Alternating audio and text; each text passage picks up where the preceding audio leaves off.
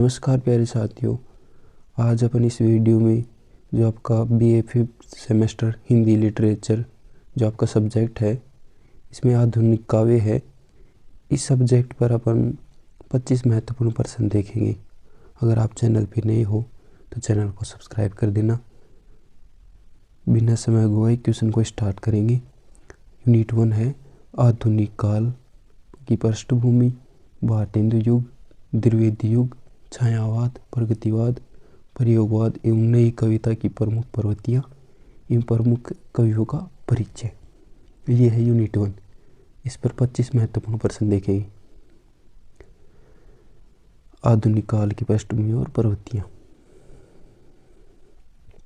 First question है, हिंदी साहित्य में आधुनिक काल से आप क्या समझते हैं? यानी कि हिंदी साहित्य में आधुनिक काल से क्या तात्पर्य है? तो हिंदी साहित्य में आधुनिक काल उस युग को कहा जाता है जिसमें साहित्य ने परंपरागत धार्मिक और दरबारी सीमाओं से निकलकर समाज, व्यक्ति और राष्ट्र से सीधा संबंध स्थापित किया। यानी दरबारी और धार्मिक प्रक्रियाओं से निकलकर व्यक्ति और राष्ट्र के हित में काम किया। वहीं से आधुनिक काल का आरंभ हुआ। इस काल में साहित्य का उद्देश्य केवल भक्ति या मनोरंजन न होकर सामाजिक सुधार, राष्ट्रीय चेतना, व्यक्ति की भावनाओं और यथार्थ के चित्रण की ओर अग्रसर हुआ। यानी भक्ति, मनोरंजन को छोड़कर राष्ट्र चेतना, यथार्थवाद की ओर अग्रसर हुए। आधुनिक काल में गद्य का विकास हुआ। पत्रकारिता, निबंध, उपन्यास और नई काव्य प्रवृत्तियां उभर कर सामने आई। क्वेश्चन नंबर 2 है, आधुनिक हिंदी साहित्य की पृष्ठभूमि स्पष्ट कीजिए। तो आधुनिक हिंदी साहित्य की पृष्ठभूमि में अंग्रेजी शासन, पश्चिमी शिक्षा, वैज्ञानिक दृष्टिकोण, प्रेस का विकास और भारतीय पुनर्जागरण की महत्वपूर्ण भूमिका रही है। सामाजिक कुरीतियों के विरोध, राष्ट्रीय आंदोलन और आधुनिक चेतना ने साहित्य को नई दिशा दी है। भारतेंदु युग से प्रारंभ होकर साहित्य सामाजिक, राजनीतिक और बौद्धिक चेतना का माध्यम बन गया है। यानी कि अब केवल मनोरंजन का साधन नहीं रहा साहित्य, ये राजनीतिक, बौद्धिक चिंतन का भी माध्यम बन गया है। इस पृष्ठभूमि में आधुनिक साहित्य का निर्माण हुआ। क्वेश्चन नंबर 3 है, आधुनिक काल के उदय में सामाजिक कारण बताइए। तो आधुनिक काल के उदय में समाज सुधार आंदोलनों, जाति प्रथा के विरोध, स्त्री शिक्षा, विधवा विवाह और धार्मिक रूढ़ियों के विरुद्ध चेतना का बड़ा योगदान रहा है। समाज में जागरूकता बढ़ी और साहित्यकारों ने सामाजिक समस्याओं को अपनी रचनाओं का विषय बनाया। इससे साहित्य जनजीवन से गहराई से जुड़ गया और आधुनिकता का विकास हुआ। क्वेश्चन नंबर 4 है, आधुनिक काल के विकास में अंग्रेजी शासन की भूमिका स्पष्ट कीजिए। तो अंग्रेजी शासन ने आधुनिक शिक्षा, प्रेस, रेलवे और संचार व्यवस्था का विकास किया। इससे विचारों का आदान प्रदान तेज हुआ। अंग्रेजी साहित्य के संपर्क से हिंदी साहित्य में तर्क, यथार्थ और नवीन विद्याओं का प्रवेश हुआ। यद्यपि अंग्रेज शासन शोषणकारी था, फिर भी इसके प्रभाव से आधुनिक चेतना का विकास हुआ, जिसने साहित्य को नई दिशा दी। क्वेश्चन नंबर 5 है, भारतेंदु युग का परिचय दीजिए। तो भारतेंदु युग आधुनिक हिंदी साहित्य का प्रारंभिक चरण माना जाता है। इस युग के केंद्र में भारतेंदु हरिश्चंद्र हैं, जिन्होंने साहित्य को समाज और राष्ट्र से जोड़ा। इस युग में नाटक, निबंध, पत्रकारिता और कविता का विकास हुआ। भारतेंदु युग में राष्ट्रीय चेतना, सामाजिक सुधार और भाषा शुद्धता पर विशेष बल दिया गया। क्वेश्चन नंबर 6 है, भारतेंदु हरिश्चंद्र का साहित्यिक योगदान बताइए। तो भारतेंदु हरिश्चंद्र आधुनिक हिंदी साहित्य के प्रवर्तक माने जाते हैं। उन्होंने नाटक, कविता, निबंध और पत्रकारिता के माध्यम से समाज सुधार और राष्ट्रीय चेतना को जागृत किया। उन्होंने हिंदी भाषा को सशक्त बनाया और साहित्य को जनहित से जोड़ा। उनका योगदान हिंदी नवजागरण का आधार स्तंभ है। क्वेश्चन नंबर 7 है, भारतीय हिंदू युग की प्रमुख प्रवृत्तियां लिखिए। तो भारतीय हिंदू युग की प्रमुख प्रवृत्तियां हैं राष्ट्रीय चेतना, सामाजिक सुधार, नारी उत्थान, पत्रकारिता का विकास, गद्य साहित्य का विस्तार और भाषा शुद्धता। इस युग का साहित्य जागरण और सुधार की भावना से ओतप्रोत है। क्वेश्चन नंबर 8 है, द्विवेदी युग का साहित्यिक महत्व स्पष्ट कीजिए। तो द्विवेदी युग हिंदी साहित्य में अनुशासन और परिष्कार का युग माना जाता है। आचार्य महावीर प्रसाद द्विवेदी ने भाषा को व्याकरणिक शुद्धता दी और साहित्य को नैतिक तथा बौद्धिक आधार प्रदान किया। इस युग में गद्य और पद्य दोनों को संतुलित विकास हुआ। क्वेश्चन नंबर 9 है, द्विवेदी युग की प्रमुख विशेषताएं बताइए। तो द्विवेदी युग की प्रमुख विशेषताएं भाषा की शुद्धता, नैतिकता, आदर्शवाद, राष्ट्रीय भावना और सामाजिक चेतना। इस युग में कविता उपदेशात्मक रही और साहित्य का उद्देश्य समाज सुधार बना। क्वेश्चन नंबर 10 है, द्विवेदी युग के प्रमुख कवियों का परिचय दीजिए। तो द्विवेदी युग के प्रमुख कवियों में मैथिली शरण गुप्त, अयोध्या सिंह उपाध्याय, हरिओद और माखनलाल चतुर्वेदी प्रमुख हैं। इन कवियों ने राष्ट्र, संस्कृति और आदर्श जीवन को अपनी रचनाओं का विषय बनाया। क्वेश्चन नंबर 11 है, छायावाद का अर्थ और स्पष्ट कीजिए, स्वरूप स्पष्ट कीजिए। तो छायावाद हिंदी कविता की एक प्रमुख और रोमांटिक धारा है। इसमें व्यक्ति की आंतरिक भावनाएं, कल्पना, सौंदर्य और रहस्य भावना प्रमुख है। छायावाद ने कविता को आत्मानुभूति और भावनात्मक गहराई प्रदान की है। क्वेश्चन नंबर 12 है, छायावाद की प्रमुख प्रवृत्तियां बताइए। तो छायावाद की प्रमुख प्रवृत्तियां हैं आत्म केंद्रितता, रहस्यवाद, प्रकृति प्रेम, सौंदर्य बोध और व्यक्तिवाद। इस युग में कविता भावनात्मक और प्रतीकात्मक हो गई।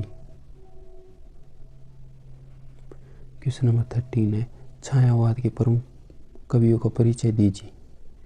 छायावाद के 4 प्रमुख स्तंभ हैं, जयशंकर प्रसाद, सुमित्रानंद पद, सूर्यकांत त्रिपाठी, निराला और महादेवी वर्मा। इन कवियों ने हिंदी कविता को भावनात्मक ऊंचाई प्रदान की। क्वेश्चन नंबर 14 है, प्रगतिवाद का परिचय दीजिए। तो प्रगतिवाद सामाजिक यथार्थ और वर्ग संघर्ष पर आधारित साहित्यिक आंदोलन है। इसमें शोषण, गरीबी, मजदूर, किसान जीवन और सामाजिक अन्याय का चित्रण किया गया है। यह साहित्य मार्क्सवादी विचारधारा से प्रभावित है। क्वेश्चन नंबर 15 है, प्रगतिवादी साहित्य की प्रमुख प्रवृत्तियां बताइए। तो प्रगतिवादी साहित्य की प्रवृत्तियां यथार्थवाद, सामाजिक चेतना, शोषित वर्ग के प्रति सहानुभूति और विद्रोह भावना। इसमें कला से अधिक विचारधारा को महत्व दिया गया है। सॉरी, इसमें कला से अधिक विचारधारा को महत्व दिया गया है। क्वेश्चन नंबर 16 है, प्रगतिवाद के प्रमुख कवियों का परिचय दीजिए। तो प्रगतिवाद के प्रमुख कवियों में नागार्जुन, त्रिलोचन, केदारनाथ अग्रवाल और मुक्तिबोध शामिल हैं। इन कवियों ने समाज की वास्तविक समस्याओं को साहित्य का विषय बनाया। क्वेश्चन नंबर 17 है, प्रयोगवाद का अर्थ स्पष्ट कीजिए। तो प्रयोगवाद साहित्य में नए शिल्प, भाषा और अभिव्यक्ति के प्रयोग पर आधारित है। इसमें परंपरागत काव्य रूपों को तोड़कर नए ढंग से भाव व्यक्त किए गए हैं। यह व्यक्ति की जटिल मानसिकता को दर्शाता है। क्वेश्चन नंबर 18 है, प्रयोगवादी कविता की विशेषताएं बताइए।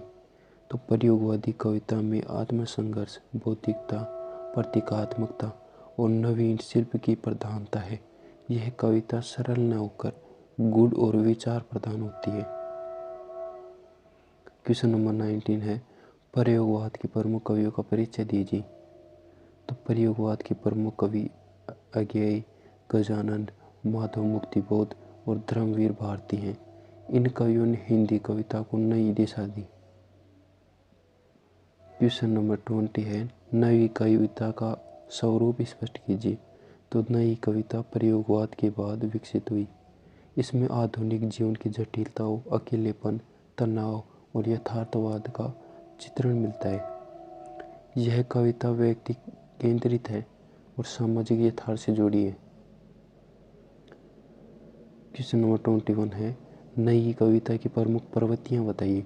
तो नई कविता की प्रवृत्तियाँ हैं आधुनिक जीवन बोध, यथार्थवाद, मुक्त छंद और प्रतीकात्मकता। इसमें भावनाओं के साथ विचारों का संतुलन है। क्वेश्चन नंबर 22 है, नई कविता के प्रमुख कवियों का परिचय दीजिए। तो नई कविता के प्रमुख कवियों में केदार सिंह, शमशेर बहादुर सिंह, सर्वेश्वर दयाल सक्सेना और दुष्यंत कुमार प्रमुख कवि हैं।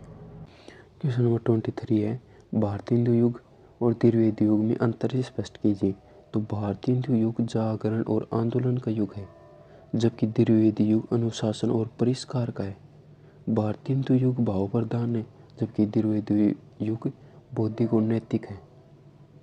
क्वेश्चन नंबर 24 है, छायावाद और प्रगतिवाद की तुलना कीजिए। तो छायावाद आत्म केंद्रित और भावनात्मक है, जबकि प्रगतिवाद सामाजिक और यथार्थवादी है। छायावाद सौंदर्य पर बल देता है, जबकि प्रगतिवाद संघर्ष पर। क्वेश्चन नंबर 25 है, आधुनिक हिंदी साहित्य में विभिन्न युगों का समग्र महत्व स्पष्ट कीजिए। तो आधुनिक हिंदी साहित्य में भारतीय हिंदू युग ने नींव रखी, द्विवेदी युग ने अनुशासन दिया, छायावाद ने भावनात्मक ऊंचाई दी, प्रगतिवाद ने सामाजिक चेतना जगाई और नई कविता ने आधुनिक जीवन की जटिलताओं को संवर दिया। सभी युग मिलकर आधुनिक साहित्य को समृद्ध बनाते हैं। ऐसे करके यूनिट 1 पर 25 मोस्ट इम्पोर्टेंट क्वेश्चन देख लिए। अगर चैनल पे नए हो तो चैनल को सब्सक्राइब कर देना। बिना समय गंवाए इन क्वेश्चन को स्टार्ट कर देते हैं। फर्स्ट क्वेश्चन है, प्रिय प्रवास का संक्षिप्त परिचय दीजिए। तो प्रिय प्रवास अयोध्या सिंह उपाध्याय हरिओद की प्रमुख काव्य रचना है। तो प्रिय प्रवास किसकी रचना है? अयोध्या सिंह उपाध्याय की रचना है। इस काव्य में कवि ने अपने जीवन के प्रिय स्थलों, यात्राओं का मार्मिक और भावपूर्ण चित्रण किया है। इनकी जो कवि ने यात्रा की है उनका भावपूर्ण चित्रण किया है। किसमें? प्रिय प्रवास में। किसने लिखा है? अयोध्या सिंह उपाध्याय हरिओद। इसमें प्रकृति, आत्म अनुभूति, देश और मानव जीवन के अनुभवों को सुंदर ढंग से प्रस्तुत किया है। काव्य की भाषा सरल और प्रवाहमय है, जो पाठक को भावनात्मक रूप से प्रभावित करती है। यह काव्य प्रेम, श्रद्धा और सौंदर्य बोध का प्रतीक है। यानी यात्रा का वर्णन किया है, देश का वर्णन किया है ना, मानवता का वर्णन किया है। क्वेश्चन 2 है, प्रिय प्रवास में आत्मानुभूति का स्वरूप स्पष्ट कीजिए। यानी आत्मानुभूति का स्वरूप कैसा है प्रिय प्रवास में? तो प्रिय प्रवास में कवि की आत्मानुभूति स्पष्ट रूप से प्रकट होती है। हरिओद अपने परिवेश, प्रिय स्थलों और जीवन के अनुभवों से जुड़े भावों को व्यक्त करती हैं। इस काव्य में यात्राओं के माध्यम से मनोवैज्ञानिक दृष्टि, आनंद, दुख और विचारों की अभिव्यक्ति होती है। कवि ने अनुभवों में व्यक्तिगत भावनाएं और सार्वभौमिक सत्य दोनों समाहित हैं। यानी कि उन्होंने अपनी भावनाएं भी व्यक्त की हैं और जो सार्वभौमिक सत्य है वो भी समाहित किया है। ये कविता केवल यात्रा वर्णन नहीं है, बल्कि व्यक्ति और प्रकृति के संबंध का भी चित्रण करती है। क्वेश्चन नंबर 3 है, प्रिय प्रवास में प्रकृति चित्रण की विशेषताएं बताइए। इन प्रकृति को कैसे वर्णित किया गया है? तो हरिओद की प्रिय प्रवास में प्रकृति चित्रण अत्यंत सूक्ष्म और जीवंत है। पर्वत, नदियाँ, वसुंधरा, वन और आकाश के दृश्य कवि ने अनुभवों को संवेदनशील रूप से दर्शाते हैं। प्रकृति केवल पृष्ठभूमि नहीं है, बल्कि भाव और विचारों की अभिव्यक्ति का माध्यम है। इसके माध्यम से कवि भावनाओं की गहराई, विरह, आनंद और सौंदर्य बोध को पाठक तक पहुंचाता है। यह चित्रण भावनात्मक और प्रतीकात्मक दोनों रूप में काव्यों को समृद्ध बनाता है।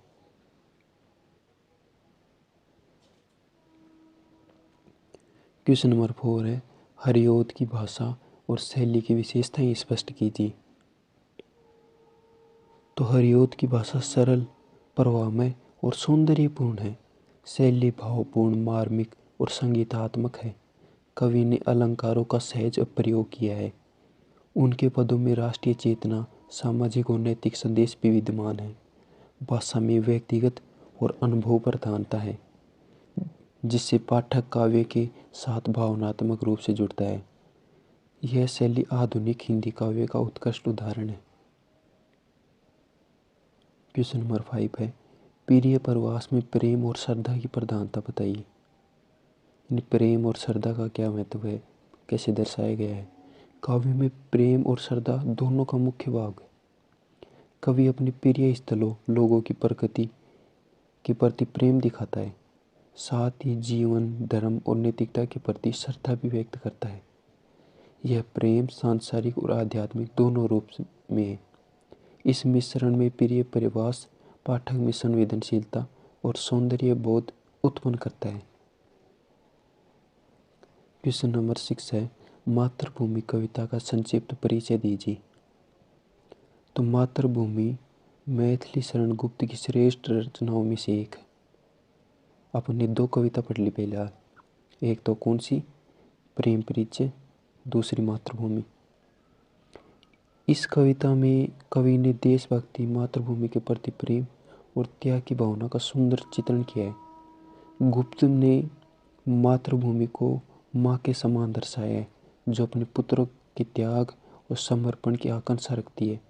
यह कविता नैतिक, सामाजिक और राष्ट्रीय चेतना को उजागर करती है। भाषा सरल, प्रवाहमय और मार्मिक है। क्वेश्चन नंबर 7 है, मातृभूमि में देशभक्ति का स्वरूप स्पष्ट कीजिए। तो मातृभूमि में देशभक्ति अत्यंत प्रबल और भावपूर्ण है। कवि मातृभूमि को माँ की संज्ञा देकर उसके प्रति श्रद्धा, प्रेम और समर्पण का संदेश देता है। कविता में देश के लिए त्याग, साहस और संघर्ष का आदर्श प्रस्तुत किया गया है। यह कविता पाठक में राष्ट्रीय चेतना और मातृभूमि प्रेम की भावना जगाती है। मातृभूमि कविता के नाम से पता चल रहा है कि देशभक्ति का संदेश देगी। क्वेश्चन नंबर 8 है, मातृभूमि में मातृभूमि की अलंकारिक छवि का विश्लेषण करें। तो मैथिली शरण गुप्त ने मातृभूमि को माँ के रूप में प्रतीकात्मक रूप से प्रस्तुत किया है। मातृभूमि अपनी संतानों से त्याग और प्रेम की अपेक्षा करती है। यह अलंकारिक रूप से कवि की राष्ट्रीय चेतना और मातृभूमि प्रेम को गहनता से प्रदर्शित करता है। इससे कविता में भावनात्मक और नैतिक गहराई आती है। क्वेश्चन नंबर 9 है, मातृभूमि की भाषा और शैली की विशेषताएं बताइए।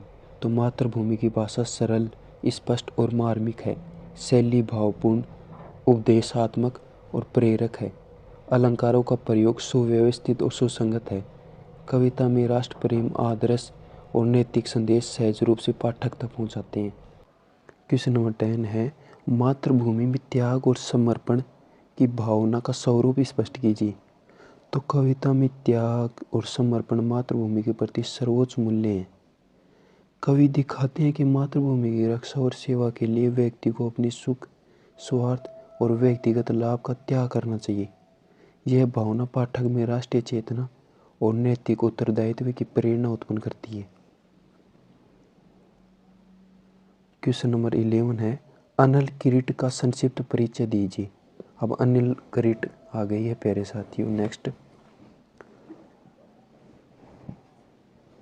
तो अनल किरीट दिनकर की वीर रस प्रधान काव्य रचना है। किसकी रचना है?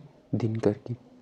इसमें कवि ने राष्ट्रीय भक्ति, संघर्ष और वीरता का उत्कृष्ट चित्रण किया है। दिनकर की कविताएं राष्ट्रीय जागृति और साहस का संदेश देती हैं।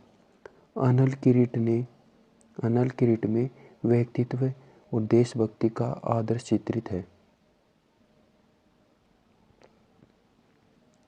क्वेश्चन नंबर 12 है, हुंकार का संक्षिप्त परिचय दीजिए। तो हुंकार दिनकर की वीर रस प्रधान काव्य रचना है जो राष्ट्रीय जागृति, साहस और वीरता का प्रतीक है। इसमें कवि ने समाज और राष्ट्र के लिए उत्साह और जागरूकता उत्पन्न करने वाले भाव प्रस्तुत किए हैं। यह कविता संघर्ष और उत्साह का संदेश देती है। यानी अधिकतर जो अपन कविता पढ़ रही हैं उनमें देशभक्ति, उत्साह, वीर यही भाव प्रकट हो रही हैं। क्वेश्चन नंबर 13 है, दिनकर के काव्यों में वीर रस की प्रधानता स्पष्ट कीजिए। तो दिनकर के काव्यों में वीर रस सर्वोच्च है। कवि ने राष्ट्र, समाज और मानवता के लिए साहस, संघर्ष और त्याग का आदर्श प्रस्तुत किया है। वीरता भावपूर्ण, प्रेरक और नैतिक दृष्टि से समृद्ध है। उनकी कविता पाठक में उत्साह, साहस और आत्मसम्मान की भावना उत्पन्न करती है। क्वेश्चन नंबर 14 है, दिनकर की भाषा और शैली की विशेषताएं बताइए। तो दिनकर की भाषा सशक्त, प्रबल और स्पष्ट है। शैली वीरस प्रधान है, प्रेरक और भाव प्रधान है। अलंकारों का प्रयोग प्रभावशाली है। उनकी कविता में राष्ट्रभक्ति, साहस और समाज सुधार का संदेश सहज और मार्मिक रूप से प्रस्तुत किया गया है। क्वेश्चन नंबर 15 है, दिनकर, गुप्त और हरिऔध के काव्य में अंतर स्पष्ट कीजिए। तो हरिऔध का काव्य आत्मानुभूति और प्राकृतिक सौंदर्य पर केंद्रित है, यानी प्रकृति के सौंदर्य पर केंद्रित है। गुप्त का काव्य राष्ट्रभक्ति और मातृभूमि प्रेम पर आधारित है, जबकि दिनकर का काव्य वीरस और साहसपूर्ण राष्ट्र प्रेम पर केंद्रित है। तीनों का दृष्टिकोण भिन्न है, लेकिन उद्देश्य समाज और राष्ट्र को जागृत करना है। क्वेश्चन नंबर 16 है, प्रिय प्रवास और मातृभूमि की तुलनात्मक समीक्षा कीजिए। तो प्रिय प्रवास व्यक्तिगत अनुभव, आत्मानुभूति और सौंदर्य बोध पर केंद्रित है, जबकि मातृभूमि राष्ट्रीय चेतना, त्याग और मातृभूमि प्रेम पर आधारित है। दोनों कविताएं भावपूर्ण हैं पर विषय और उद्देश्य भिन्न हैं। क्वेश्चन नंबर 17 है, हरिऔध की कविता में यात्राओं का महत्व बताइए। तो हरिऔध की कविता में यात्रा केवल भौतिक नहीं है, बल्कि मानसिक और भावनात्मक अनुभव है। यात्राओं से जीवन, सौंदर्य और संस्कृति के प्रति गहरी समझ प्राप्त होती है। क्वेश्चन नंबर 18 है, गुप्त की मातृभूमि में राष्ट्रभक्ति का लोक संदेश स्पष्ट कीजिए। तो गुप्त ने राष्ट्र प्रेम को सरल और मार्मिक रूप से प्रस्तुत किया है। कविता पाठक में मातृभूमि के प्रति श्रद्धा, त्याग और जागृति उत्पन्न करती है। क्वेश्चन नंबर 19 है, दिनकर के काव्य में प्रेरणा और उत्साह का स्रोत बताइए। तो दिनकर के काव्य में प्रेरणा और उत्साह वीर रस, संघर्ष, साहस और राष्ट्रीय चेतना से उत्पन्न होता है। यह कविता पाठक में साहस और ऊर्जा का संचार करती है। क्वेश्चन नंबर 20 है, हरिऔध की प्रिय प्रवास में भाव और विचार का संतुलन स्पष्ट कीजिए।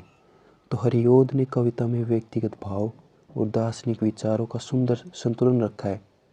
भावनात्मक अनुभवों का तर्कपूर्ण ढंग से प्रस्तुत किया है। क्वेश्चन नंबर 21 है, गुप्त और दिनकर के राष्ट्र प्रेम में अंतर स्पष्ट कीजिए।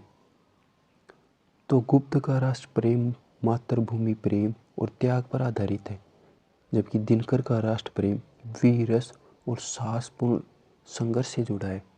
यानी जो गुप्त हैं वो थोड़ी उदारवादी हैं, प्रेम और त्याग पर बल देती है, जबकि दिनकर हैं वो राष्ट्र प्रेम के लिए वीरस और साहसपूर्ण संघर्ष दिखाते हैं। यानी राष्ट्र के लिए वीरता और साहस दिखाना चाहिए अपन को। क्वेश्चन नंबर 22 है, हरिऔध और गुप्त की भाषा की तुलना कीजिए। तो हरिऔध की भाषा सरल, भावपूर्ण और प्रभावमय है, जबकि गुप्त की भाषा आदर्शवाद और राष्ट्रीय चेतना से प्रेरित है। दोनों की शैली मार्मिक है।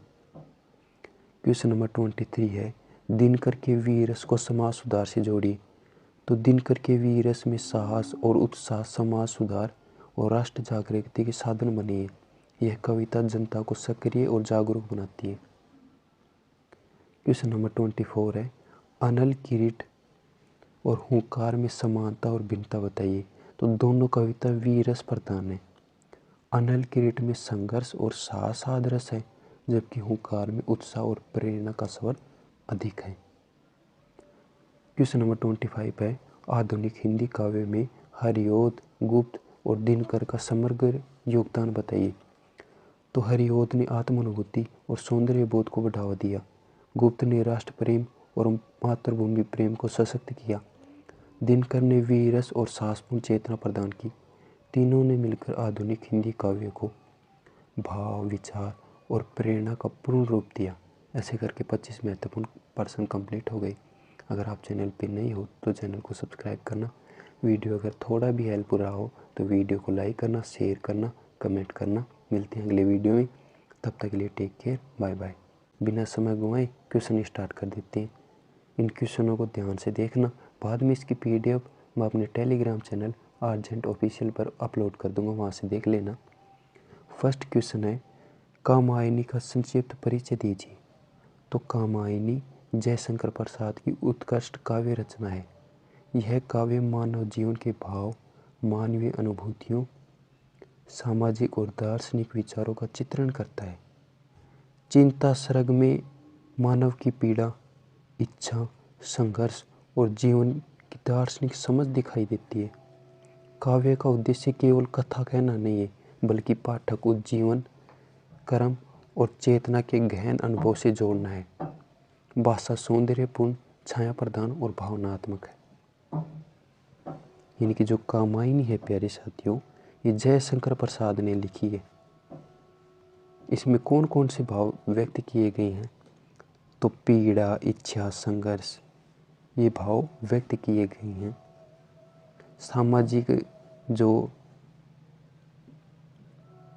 सामाजिक और जो दार्शनिक विचार हैं उनको व्यक्त किया गया है।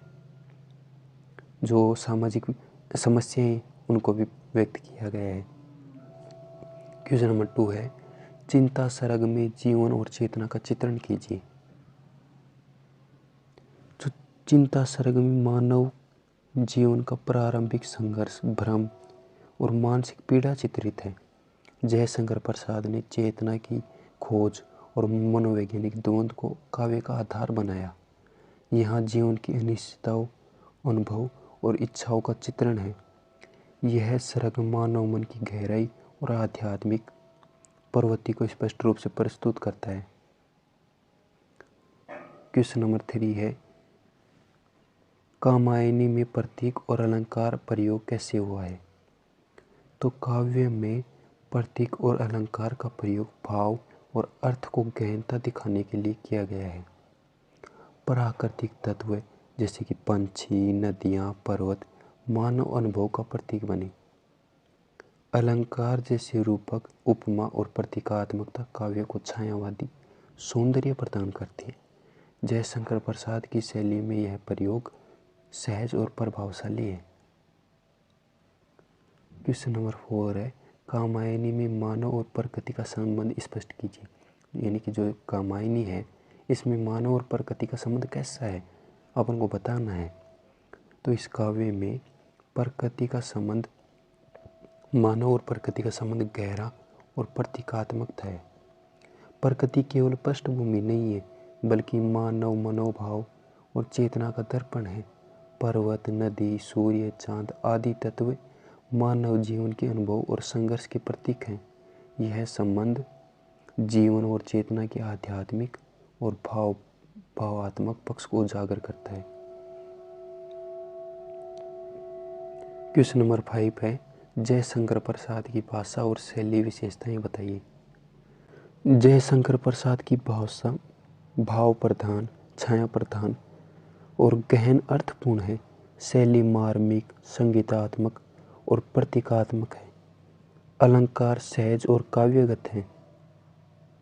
काव्य में दार्शनिकता, मानव चेतना, सौंदर्य बोध का संतुलन दिखाई देता है। यह शैली छायावाद का सर्वोत्तम उदाहरण है। यानी कि प्यारे साथियों, जयशंकर प्रसाद की जो भाषा है वो भाव प्रधान है, छाया प्रधान है और अर्थपूर्ण है। जो उनकी शैली है वो संगीतात्मक और प्रतीकात्मक है। अलंकारों का भी उन्होंने बहुत अधिक प्रयोग किया है। काव्य में दार्शनिकता दिखाई देती है। मानव को चेतना, यानी मानव को चेतना यानी क्या होता है, जगाना, है ना। मानव को विकसित करने के लिए चेतना किया है, जगाया है, मानव चेतना, है ना। समझ गए होंगे आप। राष्ट्र चेतना, मानव चेतना। क्वेश्चन नंबर 6 है, जागो फिर एक बार का संक्षिप्त परिचय दीजिए। तो जागो फिर एक बार का आपको संक्षिप्त परिचय देना है, यानी कि मूल भाव क्या है शॉर्ट में। जागो फिर एक बार निराला की राष्ट्रीय चेतना और जागृति पर आधारित कविता है। इसमें देश और समाज के जागरूक नागरिक बनने का संदेश दिया है, यानी कि इसमें देश के लिए और समाज के लिए एक जागरूक नागरिक बनाने पर जोर दिया गया है। कवि ने युवा पीढ़ी को चेतित किया है, जगाया है, वे समाज और राष्ट्र के लिए सक्रिय और जिम्मेदार बने। यह कविता, देखो मेरे को नाम नहीं आ रहा था वो कैसे जगाना, चेतना चेतना तो बोल रहा था, लेकिन ये चेतित हिंदी में थोड़ा सा अपन अनकंफर्टेबल हो गए हैं, और इंग्लिश में भी ऐसे ही है। चलो कोई नहीं, परफेक्ट तो अपन किसी में नहीं है। यह कविता प्रेरक, भावपूर्ण और उच्च स्तरीय छायावादी शैली में लिखी गई है। क्वेश्चन नंबर 7 है, बादल राग का सार और उद्देश्य स्पष्ट कीजिए। तो बादल राग है प्यारे साथियों, नाम से स्पष्ट हो रहा है प्रकृति और मानवीय भाव का गहन समन्वय है। निराला ने बादलों का प्रतीक उपयोग कर जीवन में दुख, आशा और मनोवैज्ञानिक अनुभूति को प्रस्तुत किया है। उद्देश्य भावनाओं को उजागर करना और पाठक को गहन संवेदनाओं से जोड़ना। यह कविता छायावाद की कल्पनात्मक और प्रतीकात्मक शैली का उत्कृष्ट उदाहरण है। इन बादलों के माध्यम से जीवन के दुख व्यक्त की गई है, आशा व्यक्त की गई है। क्वेश्चन नंबर 8 है, निराला की कविता में राष्ट्रीय चेतना का चित्रण कीजिए। तो निराला की कई कविताओं में राष्ट्रीय चेतना प्रमुख है। जागो फिर एक बार में समाज और देश के प्रति जिम्मेदारी, साहस और जागृति का संदेश है। कवि ने देश की कठिन परिस्थितियों में नागरिकों को सक्रिय और जागरूक करने का प्रयास किया है। यह चेतना भावनात्मक और प्रेरक रूप में पाठक तक पहुँचती है। क्वेश्चन नंबर 9 है, निराला की भाषा और शैली की विशेषताएं बताइए। तो निराला की भाषा सरल, प्रभावमय और मार्मिक है। शैली है ना, शैली वो छाया प्रधान, कल्पनात्मक और प्रतीकात्मक है। भाव और विचारों का संतुलन स्पष्ट है। कविता में प्राकृतिक और मानवीय तत्वों का सुंदर मिश्रण है। अलंकार प्रयोग प्रभावशाली है, जो पाठक के मन में छवि और भाव उत्पन्न करती है। टेलीग्राम चैनल ज्वाइन कर लेना, हो सकेगा तो मैं आपको एक समरी भी ला के दूंगा इन कविताओं की, ताकि आप समझ पाएँ। अगर समरी आ जाए तो टेलीग्राम चैनल ज्वाइन कर ही लेना, है ना, वहाँ नोट्स भी मिल जाएंगे। जागो फिर एक बार और बादल राग में प्रतीकात्मकता का महत्व स्पष्ट कीजिए। दोनों कविताओं में प्रतीकात्मकता मुख्य है। जागो फिर एक बार में जागृति और जिम्मेदारी है। बादल राग में बादल जीवन के दुख और आशा का प्रतीक है। प्रतीकात्मकता कविता को गहन अर्थ और छायावादी सौंदर्य प्रदान करती है।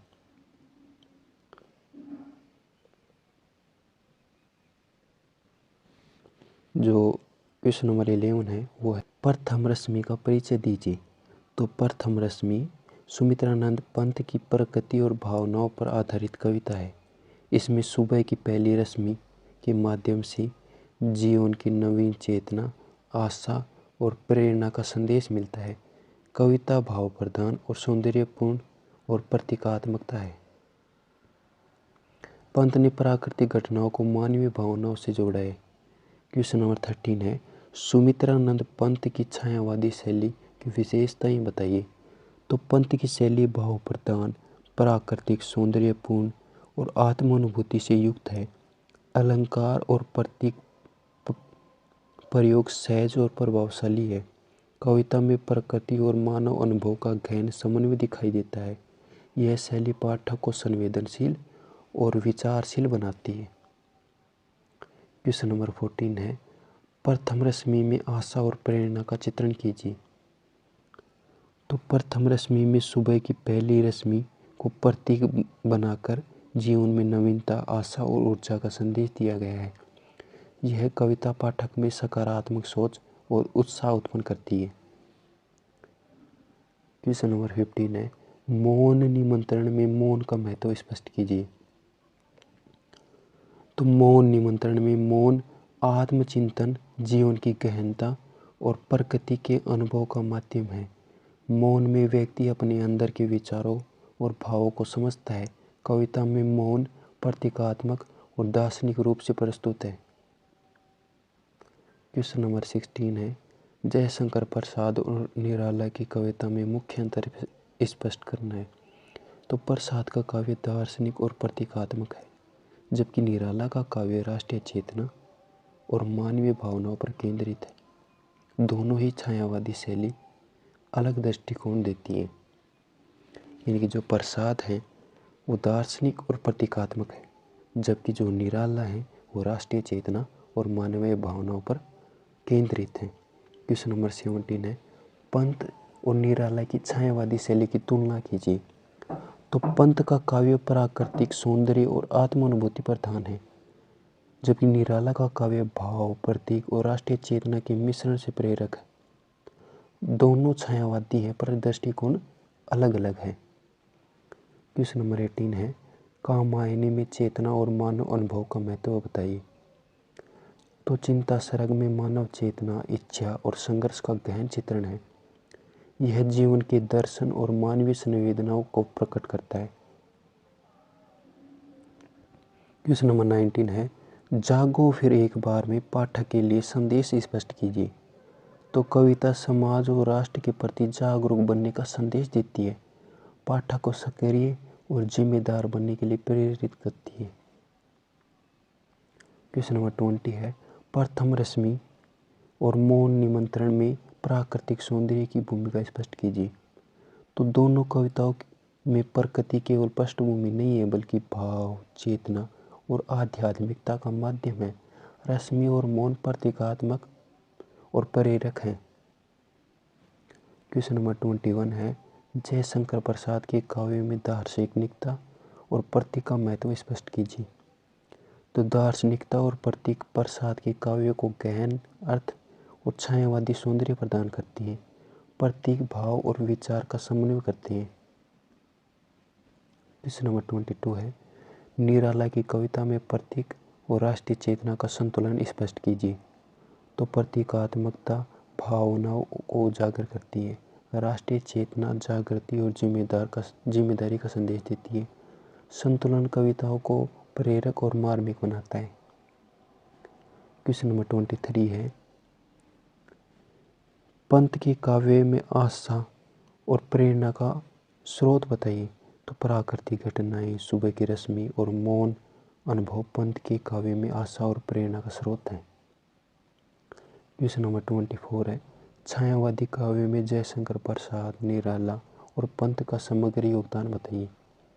तो प्रसाद ने दार्शनिकता और प्रतीकवाद को ऊंचाई दी। निराला ने भाव, प्रतीक और राष्ट्रीय चेतना का मिश्रण प्रस्तुत किया, जबकि पंत ने प्राकृतिक सौंदर्य और आत्मानुभूति को प्रमुखता दी। तीनों ने हिंदी छायावादी काव्य में समृद्ध और प्रेरक बनाया। जो छायावादी काव्य है, तीनों ने ही इसको समृद्ध बनाया है। क्वेश्चन नंबर 25 है, छायावादी काव्य की प्रमुख विशेषताएं संक्षेप में बताना है। तो छायावादी काव्य में भाव प्रधानता है, प्रतीकात्मकता है, आत्मानुभूति है, प्राकृतिक सौंदर्य है, रहस्यवाद है, व्यक्तिवाद है, कल्पनाशीलता है, बादलों के माध्यम से कल्पना की गई है। यह काव्य मानव अनुभव, चेतना और सौंदर्य बोध का गहन चित्रण करता है। ऐसे करके 25 मोस्ट इम्पोर्टेंट क्वेश्चन कंप्लीट हो गए। अगर आप चैनल पे नए हो तो चैनल को सब्सक्राइब कर देना, वीडियो को लाइक कर देना। और कमेंट के माध्यम से बताना कि वीडियो कैसा लगा।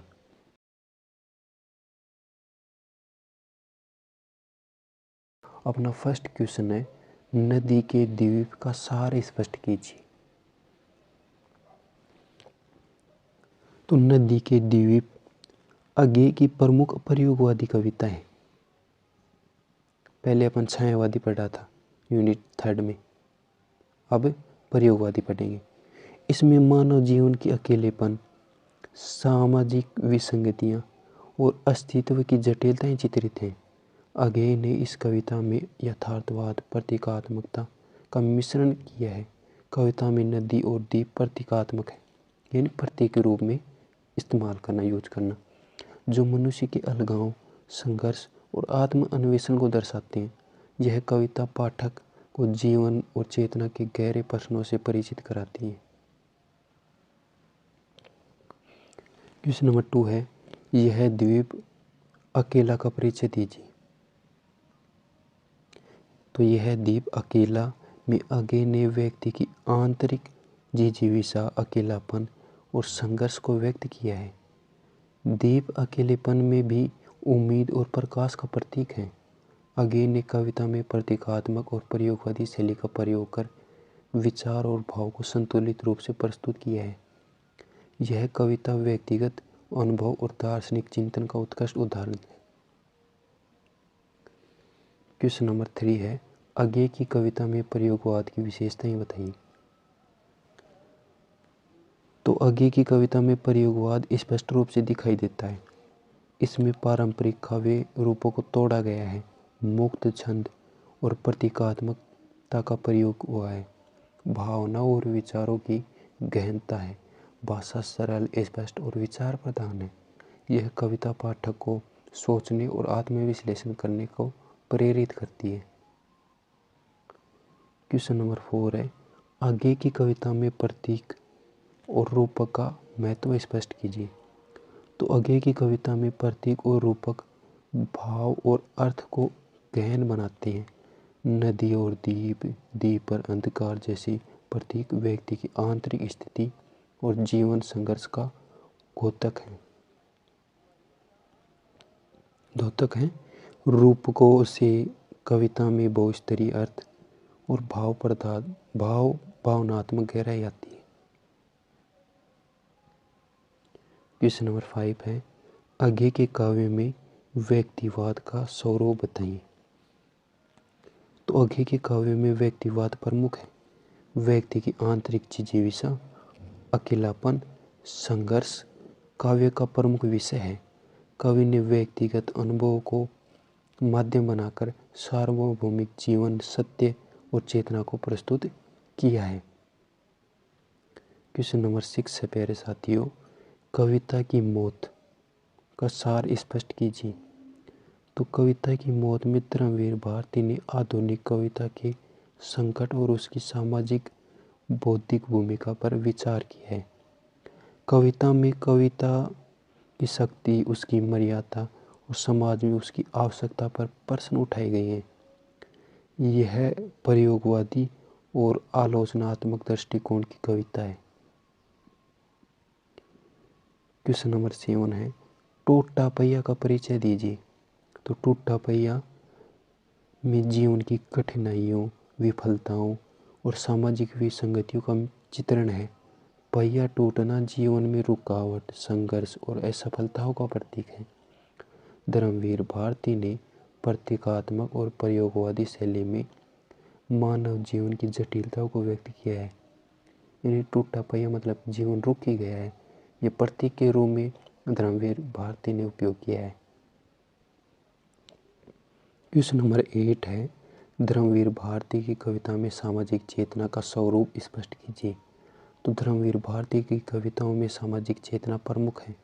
उन्होंने जीवन की कठिनाइयों, सामाजिक असमानताओं और मानवीय समस्याओं को अपने काव्य का विषय बनाया है। उनकी कविता में समाज सुधार और आलोचना का भाव है, कि यानी समाज को सुधारा भी है और आलोचनाएं भी की हैं। क्वेश्चन नंबर 9 है, धर्मवीर भारती की भाषा और शैली की विशेषताएं बताइए। तो धर्मवीर भारती की भाषा सरल, स्पष्ट और अर्थ प्रधान है। शैली प्रयोगवादी, प्रतीकात्मक और भाव प्रधान है। कविता में सामाजिक और दार्शनिक दृष्टि का संतुलन है। अलंकार और रूपक प्रभावशाली रूप से प्रयुक्त हुए हैं। क्वेश्चन नंबर 10 है, कविता की मौत और टूटा पहिया में प्रतीकात्मकता का महत्व बताइए। तो दोनों कविताओं में प्रतीकात्मकता महत्वपूर्ण है। कविता की मौत में कविता की मृत्यु प्रतीक है। टूटा पहिया में जीवन के संघर्ष और विफलताएं प्रतीक हैं। प्रतीक भाव और विचार को गहन बनाते हैं। क्वेश्चन नंबर 11 है, कमरे में बंद अपाहिज का सार स्पष्ट कीजिए। तो कैमरे में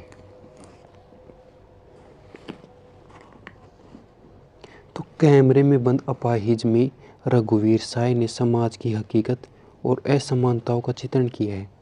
अपाहिज का कैमरे में कैद होना समाज की संवेदनहीनता और विसंगतियों का प्रतीक है।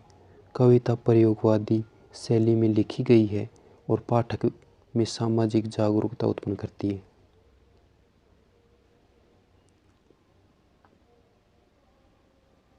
क्वेश्चन नंबर 12 है, हंसो हंसो जल्दी हंसो का परिचय दीजिए। हंसो हंसो जल्दी हंसो में जीवन की विडंबनाओं, दुख और संघर्षों के बीच हास्य और व्यंग्य का संदेश है। साय ने प्रयोगवादी प्रतीकात्मक शैली में जीवन की जटिलताओं को उजागर किया है। कविता पाठक को संवेदनशील और जागरूक बनाती है। क्वेश्चन नंबर 13 है, रघुवीर साय की कविता में प्रयोगवादी तत्व स्पष्ट कीजिए। तो रघुवीर साय की कविता में मुक्त छंद, प्रतीकात्मकता और विचार प्रधानता स्पष्ट है। उन्होंने पारंपरिक रूपों को तोड़ा और जीवन की जटिलताओं को नए दृष्टिकोण से प्रस्तुत किया। यह प्रयोगवादी कविता पाठक को सोचने और विश्लेषण करने पर मजबूर करती है। क्वेश्चन नंबर 14 है, साय की कविता में सामाजिक संदेश का स्वरूप बताइए। तो साय की कविता में सामाजिक विसंगतियों, मानव पीड़ा और जीवन संघर्ष का चित्रण है। उन्होंने समाज को संवेदनहीनता और असमानताओं को उजागर किया है। कविता पाठक में जागरूकता और सहानुभूति उत्पन्न करती है। हो सकेगा तो मैं इसकी समरी जरूर लेके आऊँगा, जो कविताएं हैं इनकी। क्वेश्चन नंबर 15 है, साय की भाषा और शैली की विशेषताएं बताइए। तो साय की भाषा सरल, स्पष्ट और अर्थ प्रधान है। शैली प्रयोगवादी, प्रतीकात्मक और भाव प्रधान है। कविता में सामाजिक चेतना और व्यक्ति के अनुभव का संतुलन है। अलंकार और प्रतीक प्रभावशाली हैं। क्वेश्चन नंबर 16 है, अज्ञेय और भारती यानी कि धर्मवीर भारती की कविता में अंतर स्पष्ट करना है अपन को। तो अज्ञेय का काव्य व्यक्तिवाद, अस्तित्व और आंतरिक संघर्ष पर केंद्रित है, जबकि धर्मवीर भारती का काव्य सामाजिक चेतना, यथार्थ और प्रतीकात्मक दृष्टि पर आधारित है। दोनों प्रयोगवादी हैं पर दृष्टिकोण भिन्न है। क्वेश्चन नंबर 17 है, रघुवीर साय और अज्ञेय के प्रयोगवादी दृष्टिकोण में समानता और भिन्नता बताइए। तो दोनों कविता में मुक्त छंद और प्रतीक प्रधान है। अज्ञेय अधिक दार्शनिक और व्यक्तिवादी हैं, जबकि जो साय हैं वो सामाजिक चेतना और जीवन की हकीकत पर केंद्रित हैं। क्वेश्चन नंबर 18 है, नदी और द्वीप में प्रतीक और जीवन दर्शन का महत्व स्पष्ट कीजिए। तो नदी और द्वीप में मानव जीवन की कठिनाइयों यानी कि जटिलताओं, अलगाव और संघर्ष का प्रतीक है। कविता पाठक को जीवन और चेतना के दार्शनिक प्रश्नों से परिचित करवाती है। क्वेश्चन नंबर 19 है, कविता की मौत और टूटा पहिया में प्रतीक का उद्देश्य बताइए। तो कविता की मौत में कविता की मर्यादा पर सवाल उठा है, जबकि टूटा पहिया में जीवन की कठिनाइयों प्रतीक है। प्रतीक विचार और भाव को गहन बनाते हैं। क्वेश्चन नंबर 20 है, कैमरे में बंद अपाहिज में समाज की असमानताओं का चित्रण स्पष्ट कीजिए। कविता अपाहिज और समाज के बीच दूरी दिखाती है। यह समाज की संवेदनहीनता और विसंगतियों का प्रतीक है। पाठक में सामाजिक जागरूकता उत्पन्न करती है।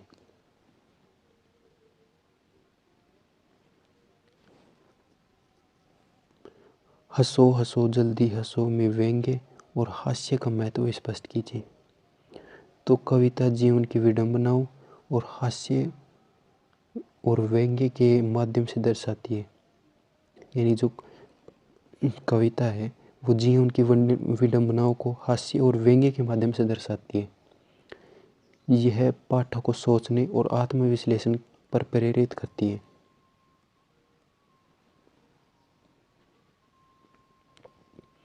क्वेश्चन नंबर 22 है, प्रयोगवादी और नई कविता में मुख्य विशेषताएं बताइए। तो प्रयोगवादी और नई कविता में मुक्त छंद, प्रतीक, भाव प्रधान, विचार प्रधानता है। व्यक्तिगत अनुभव, यथार्थ और सामाजिक चेतना पर जोर है।